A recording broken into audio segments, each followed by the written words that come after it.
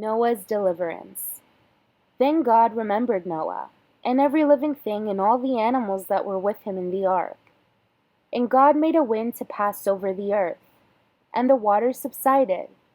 The fountains of the deep and the windows of heaven were also stopped, and the rain from heaven was restrained, and the waters receded continually from the earth. At the end of the 150 days the waters decreased. Then the ark rested in the 7th month, the 17th day of the month, on the mountains of Ararat. And the waters decreased continually until the 10th month.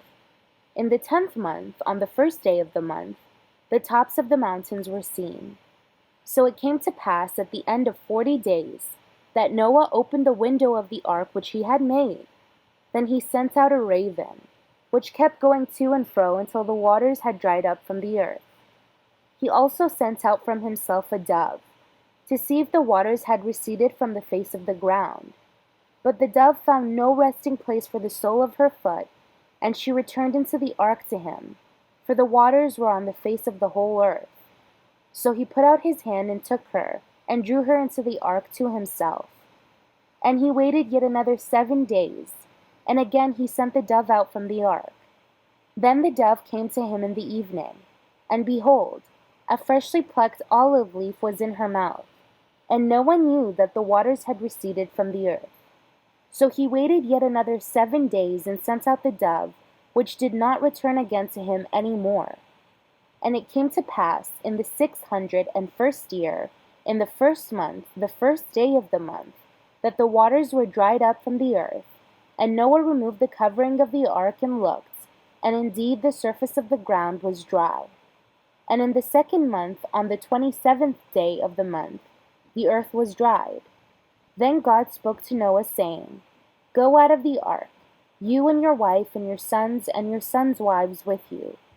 Bring out with you every living thing of all flesh that is with you, birds and cattle and every creeping thing that creeps on the earth, so that they may abound on the earth and be fruitful and multiply on the earth. So Noah went out, and his sons and his wife and his sons' wives with him. Every animal, every creeping thing, every bird, and whatever creeps on the earth, according to their families, went out of the ark. God's covenant with creation. Then Noah built an altar to the Lord, and took of every clean animal and of every clean bird, and offered burnt offerings on the altar. And the Lord smelled a soothing aroma. Then the Lord said in his heart, I will never again curse the ground for man's sake, although the imagination of man's heart is evil from his youth, nor will I again destroy every living thing as I have done.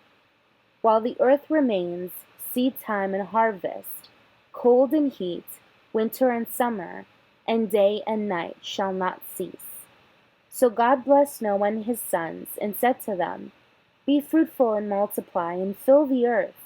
And the fear of you and the dread of you shall be on every beast of the earth, on every bird of the air, on all that move on the earth, and on all the fish of the sea.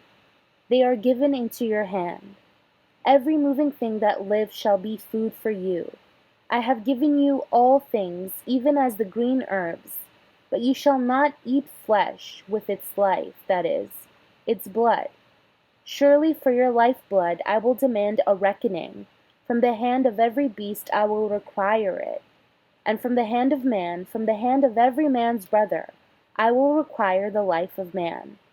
Whoever sheds man's blood, by man his blood shall be shed.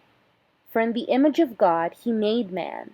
And as for you, be fruitful and multiply. Bring forth abundantly in the earth, and multiply in it.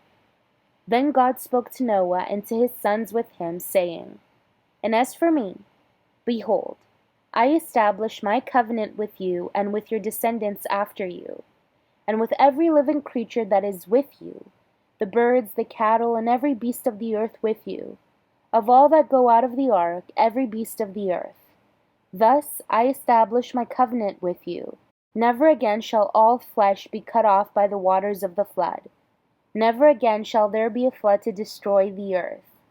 And God said, This is the sign of the covenant, which I make between me and you, and every living creature that is with you. for perpetual generations. I set my rainbow in the cloud, and it shall be for the sign of the covenant between me and the earth. It shall be, when I bring a cloud over the earth, that the rainbow shall be seen in the cloud. And I will remember my covenant which is between me and you, and every living creature of all flesh. The waters shall never again become a flood to destroy all flesh. The rainbow shall be in the cloud, and I will look on it to remember the everlasting covenant between God and every living creature of all flesh that is on the earth.